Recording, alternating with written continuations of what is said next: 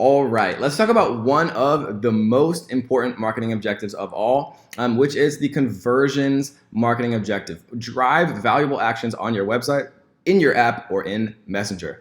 Basically, what the conversions marketing objective does that the other objectives don't do is it will optimize using Facebook's unbelievable amount of private data on all of us, right? It knows my age, it knows my browsing patterns, it knows my demographics, it knows what I generally buy on the internet, it knows, how long I generally stay on websites, it knows if I click on Facebook ads.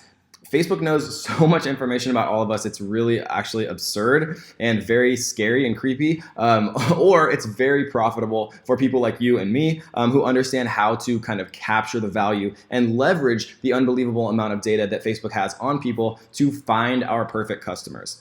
And so we are, like I've said a couple of times, going to go much more in depth into these different marketing objectives and actually build out campaigns. But I just really quickly want to show what it kind of looks like when you do a conversion campaign, just because it does look a little bit different. And this is going to look weird because this is a brand new account I set up as the Ad Ninja course demo. But if you were creating a conversion marketing objective, right, a campaign, what you could do here is it says, please select a conversion event. And what this means, guys, is Facebook is gonna go out and say, okay, if I choose, for example, purchases. So every pixel has a series of different events. Like if somebody comes onto my website, for example, and they're just browsing, there's viewing content, it's going to fire the view content event in the pixel because I've just kind of looked at a page. If I perform a search on a website, Facebook's pixel is smart enough to know that a user performed a search. If I added any product to a cart, Facebook is smart enough, the pixel is smart enough to know that a user added something to your cart. If somebody made a purchase on your site, if someone added their payment information, Facebook knows every time one of these individual events happens, and then you're actually able to optimize to show your ad only to people who are most likely to do whichever conversion event you select. Right? So that's I know this is a little bit more complicated, but the conversion campaign is so pivotal to understand. And most of the time, guys, what we're going to be doing is either view content or purchase, because people who if you're starting a brand new website, you don't have a lot of people coming to your website, you don't have a lot of traffic, you probably don't have a lot of purchases right at first, but that's okay. Right? The conversion marketing objective is not for people who have no event data in their pixel. What you're going to use the conversion marketing objective for, guys, is once you have 100 people who viewed your website, then you could create a conversion campaign, optimizing for view content. But by far the most powerful one, guys.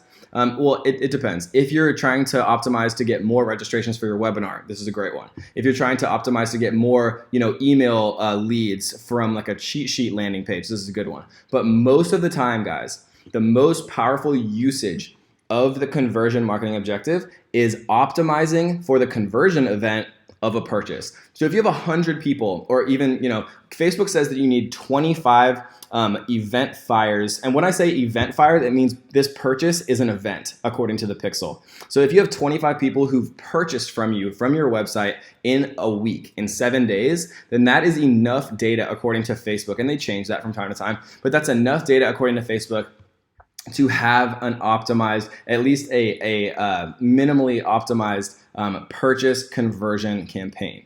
And so if you have 100 purchases, or if you have 1,000 purchases, this just gets smarter and smarter and smarter at finding other people who are more likely to also convert and who are also to purchase. And so we choose the purchase event here. And now when we actually go out and create this campaign, guys, Facebook is going to say, okay, well, if you have 100 people who purchase, I'm going to only show this ad to people who share as many similarities as possible with that seed, that source audience of event data from the pixel who are also likely to purchase. And that is how a conversion campaign is so valuable, especially the more data that you actually give your pixel. So when people say that they're seasoning their pixel, it means that they're driving traffic to their site, whether it's organically from Instagram or YouTube, or people who are interested in their Facebook page or whatever, or if they're driving traffic via a traffic campaign. The more people who visit your site, the smarter your pixel gets. The smarter your pixel gets, the more profitable your conversion campaigns get. right? But people who start out with conversion campaigns are wasting money because, if you don't have the event data, if you don't have, a seasoned pixel, then you're going to be paying more because Facebook isn't dumb. Facebook is incredibly smart, actually, and they understand that the conversion campaign is the most profitable for people if used correctly, which means that they can charge the most for it. And so this is one of, if not the most expensive marketing objective, and it should only be used when you have enough source data to actually take advantage of the crazy amount of data that Facebook has on people to be able to find other people who are most likely to also purchase. And so that is a smashed in your face conversion marketing objective kind of summary. It's an incredibly important part of Facebook advertising, but it should not be used in the wrong place. It should only be used once we have 25 even to 100 events, whether we're optimizing to get more people to purchase, or we're optimizing to get more people to add to cart, or we're optimizing to get more people to add their payment information. You can choose whatever conversion event that you want, and Facebook's gonna go out and find people who are more likely than the average population to also do that conversion event, guys. So one more thing that I wanna talk about is what's called custom conversion events. And so custom conversion events basically allow you to optimize for anything. So as you guys saw when we actually went into the ad itself here, we can choose what Facebook allows us to as far as conversion events, view content, search, add to basket, add to wish list, things like that. But let's say, for example, that we wanted to create a custom conversion event and we wanted to target more people who've viewed our order page but haven't viewed our thank you page. So people who are showing interest but haven't bought yet. And so how we would do that is we can do what's called a custom conversion. So we can go to create custom conversion here. And for those of you who didn't see, I think I did that kind of fast. We went to all tools and then custom conversions right here. So create custom conversions. And what we can do now is we can actually include all URL traffic that meet the following criteria. So if we wanted to target people who had viewed our order page, right, and assuming that our order page had the words order page in it, obviously, if you have an order page on ClickFunnels, you can just use the order page and then you can use the thank you page. Or on Shopify, if you want to target people who visited your cart but haven't visited your thank you page, you could say URL contains cart. And you could add another rule here, and you could say URL does not contain thank you. Right? And these are easy. Obviously, I can't show you exactly what your URLs would be because I don't know, what specific platform you're using. But if you're using Shopify, all you have to do is take, your cart URL, and you could say, for example, you want to include all URL traffic where people have gone to the cart, but they have not seen the thank you URL, right? So now you're gonna create a custom conversion event that's gonna optimize to show your ad to more people who are likely to also view the cart but not view the thank you page, to show it to more people who are interested enough to actually come and enter your cart but have not yet purchased. So the last thing that I'll say about custom conversions is, I just wanted to introduce the concept, but these are kind of more advanced strategies that most people don't actually need. And let Facebook pixels do what it was designed to do.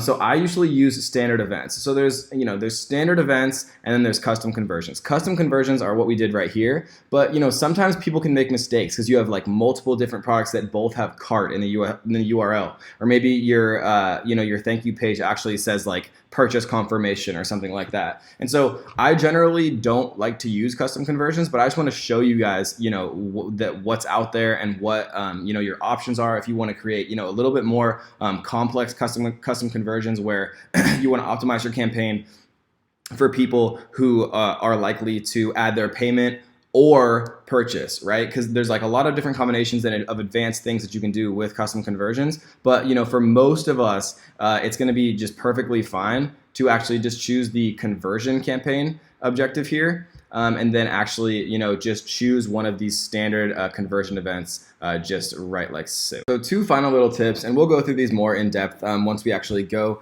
to create full-scale ad campaigns kind of over my shoulder. But 2 last little things that are fun and cool about the conversion marketing objective is you can turn on the offer ad also. So drive more conversions by creating an offer that people can save and receive reminders about. And so this is kind of a cool little thing. It's kind of like a lead generation or an offer ad mixed with a conversion conversion ad. So this is a sweet little tactic that I like to use all the time to kind of really entice people to actually convert on my offers, which then makes the Facebook pixel smarter, which means that I get, cheaper conversions and more conversions, which means my conversion campaigns become more accurate. And the last little ninja tip I'm going to go over super quick is you can actually optimization for ad delivery. And literally this has just appeared as of like last week, which is hilarious and actually a really good point, because Facebook changes more than any major platform that I've ever seen by far. They literally change sometimes daily. So, if you read something like, for example, if you want to run conversion campaigns but don't have a huge amount of traffic, click the optimize for both link clicks and conversions, which, you can do right here. And conversions if optimizing for conversions isn't getting enough results. But like we see, literally, I checked this like a few days ago and this wasn't here. They're saying starting May 30th, 2018, optimizing for both link clicks and conversions will no longer be possible. Any ad sets that optimize for both link clicks and conversions will automatically be updated to conversion optimization, which is hilarious, right? But it's a great point because Facebook changes all the time, guys. So if you see something here that you don't see in the platform, you can't find anywhere, don't kill yourself. Post in the private group. It's probably likely that it's updated. Facebook updates sometimes literally daily, guys, but most of the time the general concepts remain the same, which is why I'm spending so much time up front teaching you guys an incredibly solid kind of foundation and infrastructure to build on, so you understand the underlying concepts. So even when Facebook changes little stuff like this, where this like disappears, you're gonna say, oh, well, I can either just run a traffic campaign then first and then do a conversion, rather than trying to do both kind of with one little hack that I was trying to teach you guys, because it looks like it's gonna be eliminated in about 10 days. And so that is conversion marketing objectives. I hope you enjoyed that one, guys, and we'll see you on the next.